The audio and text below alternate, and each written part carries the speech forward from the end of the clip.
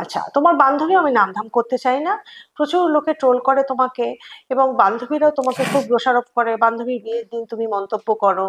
হ্যাঁ, তো এই যে বান্ধবীর বিয়ে হয়ে গেল এবং তুমি মন্তব্য করলে, হ্যাঁ, এটা কি ইচ্ছাকৃত করলে না মন থেকে এলো? আমি তো কোনো মন্তব্য করতেই চাইনি। আমায় যদি কেউ এসে কারো সম্পর্কে জিজ্ঞেস করে, আমি কি খারাপ কোনো কথা বলবো না, এবং খারাপ কিছু মাথাতে নেই, আমি কেন জোর করে খারাপ কথা বলবো? হয়তো তারা ভেবেছিলেন যে আমি কোনো খারাপ কথা বললে একটা কন্ট্রোভার্সি তৈরি হবে, কিন্তু আমি তো সেটা মন থেকে ফিল করি না।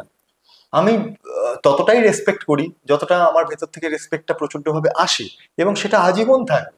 তোমার বান্ধবীর সঙ্গে বিয়ের পরে কোনো রকম যোগাযোগ হয়েছে, কথা হয়েছে? না, হওয়ার তুমি তো কোন, কথা নয়। না কেন, এখন তো সব খুব নর্মাল।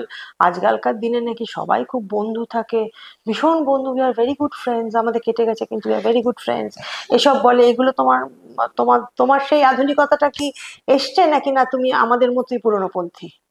দেখো, আমার মনে হয় যে এতটা ডিপে গিয়ে ব্যাপারটা নয় আর কি, ইটস ভেরি নর্মাল।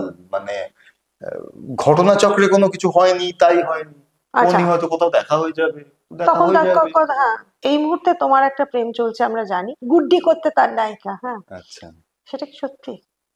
সে তো সময় বলবে। ওমা, তুমি আমি প্রেম এত, করছো কিনা সময় বলবে? হ্যাঁ, তা সময় আসলে আমি বলবো। যদি কোনো এরকম অফার আসে যেখানে আম, ভালো চরিত্র, তোমার খুব ভাল লাগছে, সোহিনী নায়িকা, তুমি হুম। অভিনয় করবে? উনি একজন অনবদ্য ভালো অভিনেত্রী এবং ওনাকে আমি প্রচন্ড রেসপেক্ট করি। আমি অবশ্যই চাইবো কাজ করতে।